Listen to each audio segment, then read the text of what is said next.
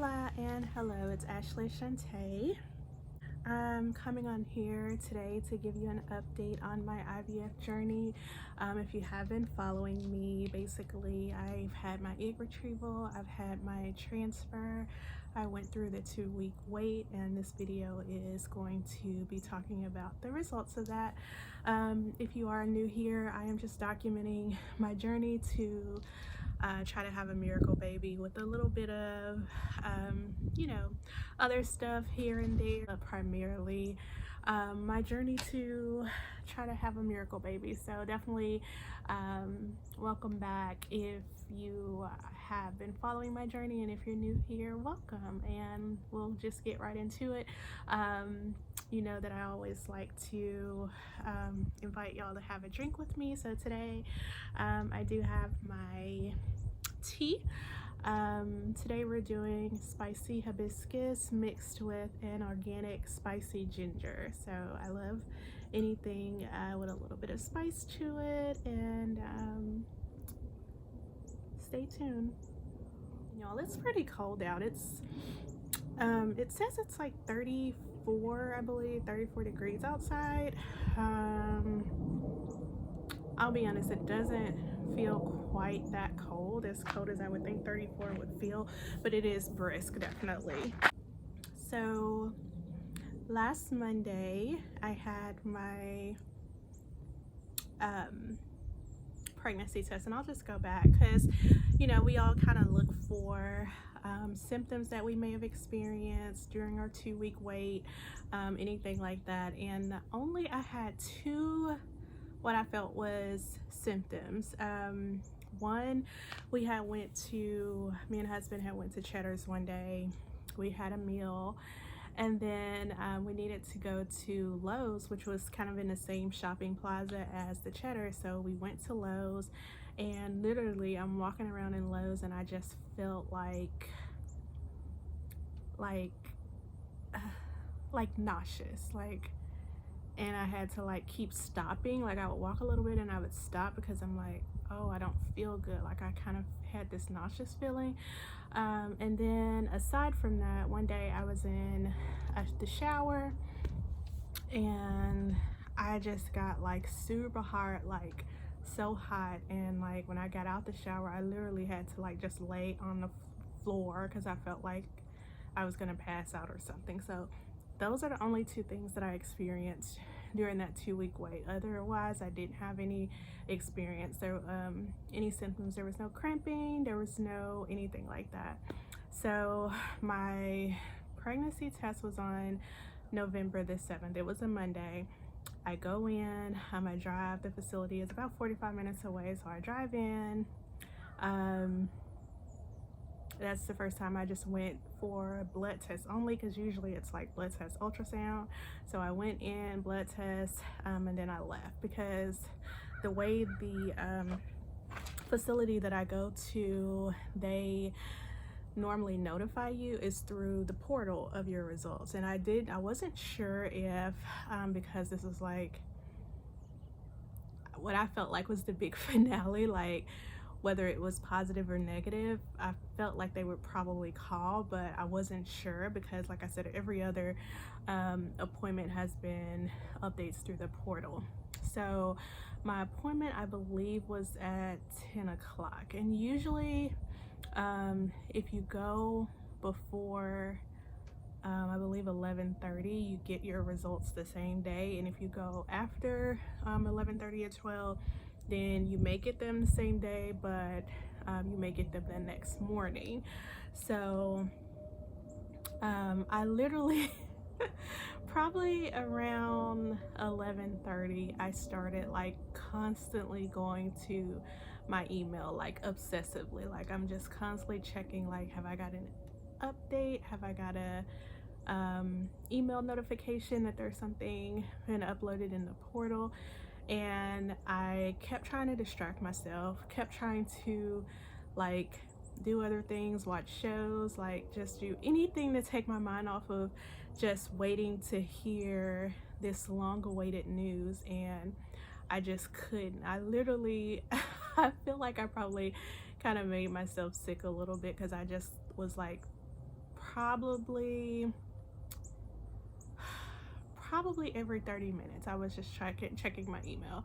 So I started that like around 11:30, and I will say that every appointment that I've had, normally I get my results. A lot of times they are later on in the day, like when the facility is about to get ready to close. Like I've gotten results at 4:19, like 4:10, like 3:30. So when 3:30 hit and I'm still checking and there's nothing, and I'm just like, oh. And then I started to like, I hope nothing's wrong. I hope this isn't an indication of a negative response or anything like that. But I just, I just kept checking. So then when about 4:30 hit, I checked it like probably one last time. I didn't see anything, and I'm like, okay. I think I had overheard them at the facility, especially with the lab, saying that they were running behind. So I'm like, okay, they probably are running behind on the labs. More than likely it's going to be tomorrow, and I'm just so stressed out at this point. I'm like, I'm probably about to go to bed. And I ended up texting husband, who,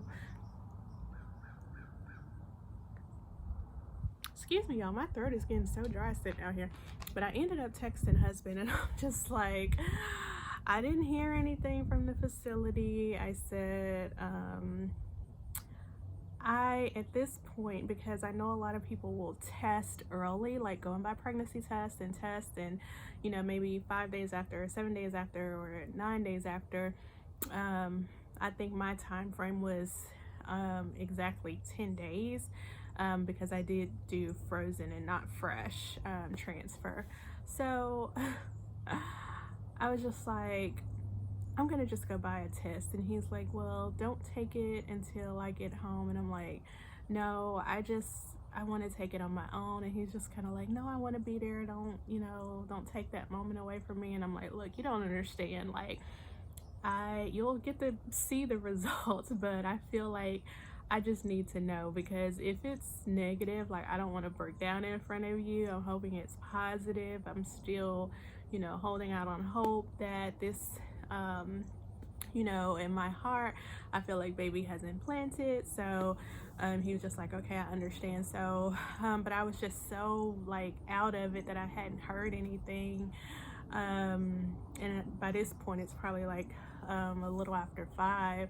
So instead of me leaving to go to the store, there's a Publix like literally super close to the house. So I just did like a online order, and I just asked him, can you pick it up on the way home? And it had, like, I did the pregnancy test, and there was a few other things that I needed, so I just did that.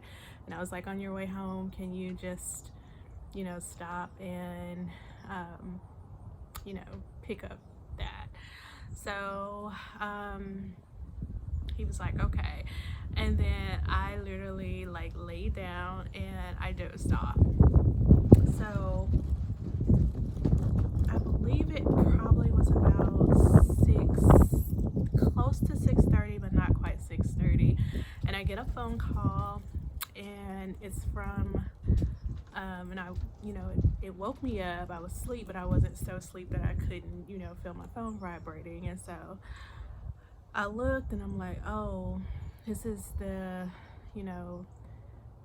area code and the first 3 digits of the facility. This is them calling me, and I'm kind of like freaking out a little bit. So then I answer the phone, and she's like, I'm like, this is she. And she's like, oh, I'm so sorry that I wasn't able to get back to you sooner. The labs kind of haven't given us, the laboratory haven't kind of given us the blues today. So I'm sorry that it's been, that it's late. And I'm like, no, it's okay, it's fine. And then she's like, so we got your results of your test. Unfortunately, it's negative. And I was like, I held it together while I was on the phone. I'm like, okay. And she's like, so what we want you to do, well, she's like, I'm so sorry. And I was like, okay, I understand, it's okay. And then she's like, so go ahead and stop taking your medications immediately, and you'll get your period in the next 10 days, somewhere within the next 10 days. And once you get your period, go ahead and give us a call well, she said, you'll want to let me know. And I was just like, okay, I understand. And then she's like, the doctor, he does, when it's negative, he does like to meet with you, to kind of go over those results and, talk about things with you. So, and she's trying to schedule it with me, and I'm trying to figure it out, because I'm like, she's like, oh, we can do virtual or we can do in person, and I'm trying to figure out, okay, what's going to be best for husband. And I was like, well, I'll just call the facility tomorrow maybe and schedule after I talk to husband. And she's just like, okay. She was like, I'm really sorry, hang in there. And I was just like, thank you, it's okay. And as soon as I hung up the phone, I just instantly just broke. Like, I just broke. Like, it just, I mean, I just felt crushed. It's like, all of the, if you watch my last video, like, I had literally felt like baby had implanted. I had been talking with the embryo and trying to bond, and we've just been prayerful this whole time. And I instantly start thinking, like, this is my fault. Like, I know I was stressed about certain things, like, just trying to figure out, like, what did I do wrong? Like, and then I think I ended up texting husband, because I just couldn't. I was gonna call, but I couldn't, like. And I think he texted back. He was like, so did you hear from the clinic? Did this come from the clinic? And I was just like, yes. And so I'm still in the bed at this time. And then husband got home shortly after that, and he came in and checked on me, and he's just like, can you just tell me exactly what was said? And so I literally went back over. It was like, they said it was negative, stop taking the medicine, blah blah blah. And then I could just see and feel the sadness all over him as well. And it's hard. Like, you put so much into this, you put your body through this, you pay all of this money, that we really don't even have. Like, just, it's a lot. But so I cried a lot that night. The next day,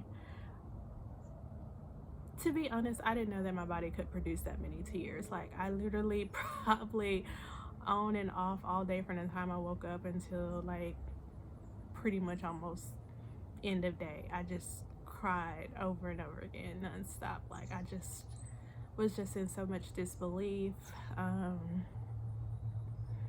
And there's this IVF, I guess kind of like a support group that's on Facebook, and I think I posted something anonymous about, like, how I just had my first embryo transfer. It wasn't successful. I feel like this is my fault. Like, has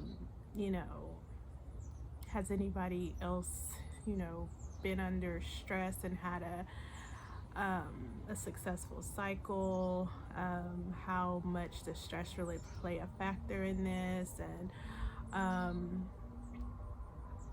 and I just started thinking about everything. Like, I should have been more diligent all this time, trying to be consistent with losing weight. Maybe my weight was a factor. Just thinking of all these things. And the people in that group, like, actually literally had to remind me, ultimately IVF is not 100% success rate.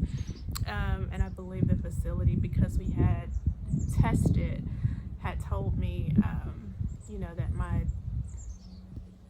percentage rate, or the percentage rate is like 65%. And some of the comments that I got was that, stress is not a make or break when it comes to IVF. Like, babies are born in war, and babies are born in famine, and all these people, just poured in about how, like, they had different stress factors going on. Some had success and still had success. So, and, posted articles about, like, stress is not, really a factor. So I found comfort in that. I found comfort in being reminded that, like, this is not 100% success rate. I'll be honest, the thing that I struggled with, especially spiritually, is because, or from a spiritual standpoint, is because, when I prayed, I would always pray, like, God, I really desire this. Like, we really desire this. Like, if you could please make this happen for us, we're trusting you. But ultimately, like, if it's in your will, anytime I pray, honestly, I pray that prayer, like, if it's in your will, because I feel like I never want to be doing anything outside of God's will. So for me, it kind of felt like, oh,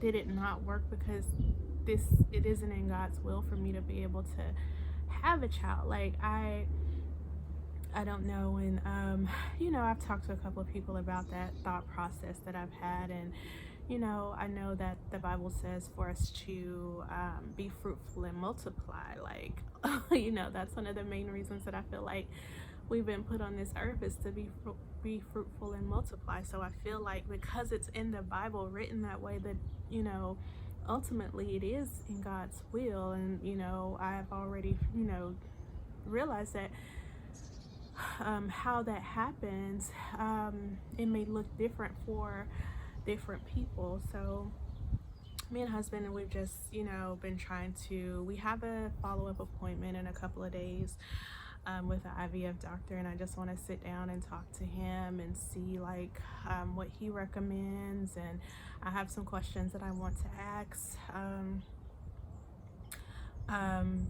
Some of the things that people brought up in that group that I mentioned, like, about certain tests that I know I don't think that I had, that maybe some other people have.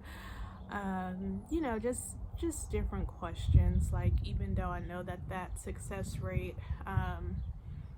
with IVF is not 100%, is there anything that they were able to find after my cycle that, like, maybe going forward, if we were to decide to do another cycle? Because, to be honest, me and husband, when we started this journey, we ultimately both agreed that we would only do this one time. It's such a financial hardship, and we just didn't want to go into any immense debt trying to do this. Like, we just said, we're gonna do this one time. If not, then either we're just gonna be okay with us not having a child of our own together, or look into adoption. But at this point, I just feel that this route is not over for us. Like, unless there's something that we hear from the doctor at our follow-up, where I just feel like we just don't need to go this route again. I just feel like this IVF journey is not over for us. So I just feel like maybe we'll go ahead and give it one more try. And then if not, at that point, maybe we'll look into adoption. I don't know. But at this point, it's been a little, let's see, yeah, it's been a little over a week since I got the news, and I'm I'm feeling much better now. Like, it's still like every blue moon I'll just kind of have a moment about it. Like, I know, like, maybe 2-3 days out, after finding the news, like, I would still just get this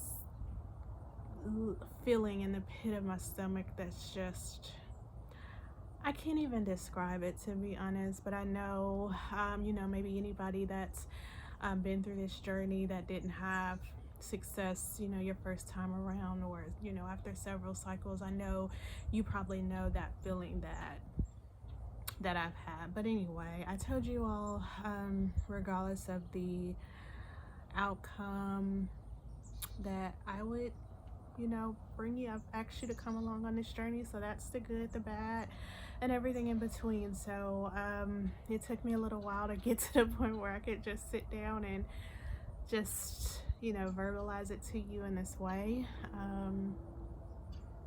But I haven't given up hope. I still feel like it's in my cards for me to have this miracle baby. I still feel like God has a plan for us within regards to this, and I'm just, gonna stay hopeful and gonna stay prayerful, and just know that, God is gonna see us through this, and maybe it will look different than what I want it to look like. I don't know, but this is where we are. So I just,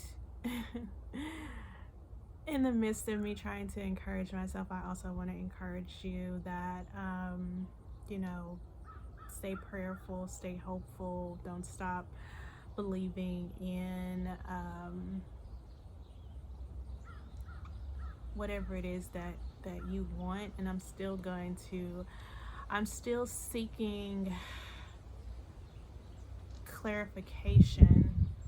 That's probably not the right word, but I still feel obliged to pray that prayer, like if it's in your will, because again, I just don't want to be outside of his will. And I do sincerely deep down feel like it is in his will for me to have a child. So anyway, I hope that this is helpful for someone. You know, the whole point of me, starting this channel is because I wanted to document it. I know that everybody's journey looks a little bit different, and I found so much comfort in watching other people's stories and journeys, to know that I'm not alone. So just know that you're not alone, and if you are going through IVF and you've had success, like, I'm so happy for you. Like, I'm ecstatic for you. I just, I want everybody to find success, and in getting that miracle baby, and whatever God's plan is for you in that process. I just pray that comes to realization for you, and for us all. So anyway, it's Ashley Shantae. Thanks for coming along on this update, and y'all have an amazing day. Bye.